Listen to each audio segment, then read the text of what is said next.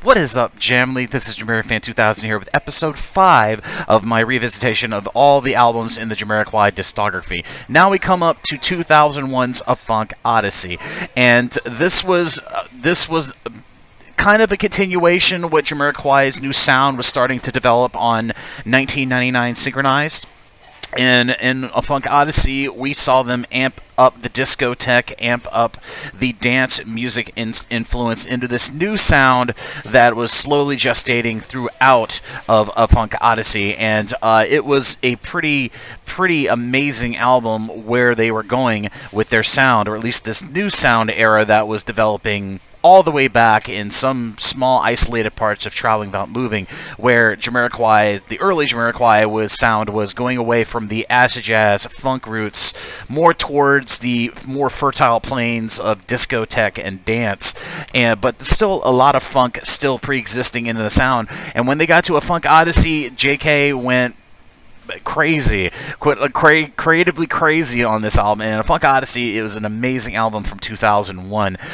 It was a bit of an unfortunate album, at least for its launch here in the United States, because the album was released on September 11th, 2001 here in the United States, and Jamiroquai just so happened to have been in New York City the day that the terrorist attacks happened on 9/11, and they were actually about to launch the album there in New York, and luckily they got out of the country about a few days after the terrorist attacks of 9/11 in New York City.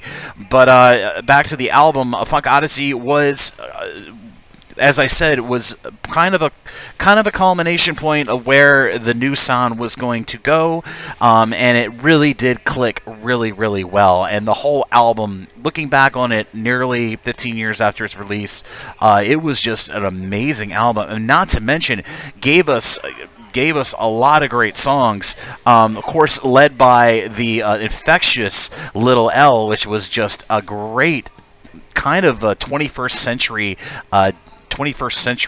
dance song, kind of in the vein of Canned Heat. But the whole album together, You Give Me Something, Love Philosophy was kind of another unexpected big single hit off that album.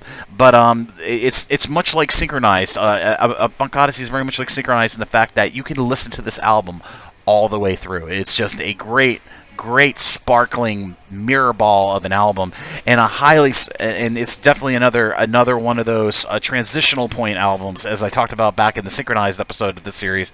A transitional album for Jamiroquai sound and where they're going composition wise. But a great album, and I absolutely love it, going back and listening to it when I can. But of course, the next episode in this series, I will be talking about the last major album release of Jamiroquai through Sony Records.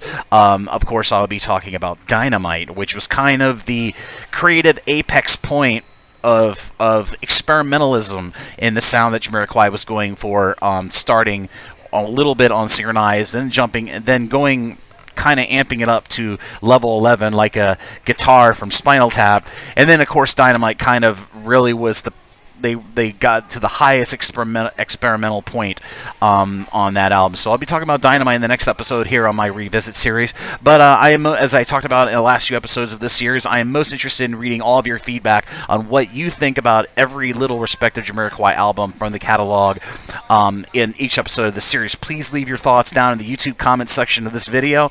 And the main question is, what are your thoughts of each Jamiroquai album years on from their original release? Do you like them? Do you do not like them? What songs click with you? What songs don't click with you?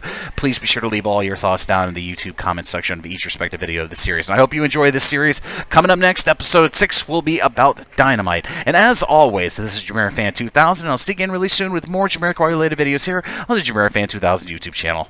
Bye-bye, everybody.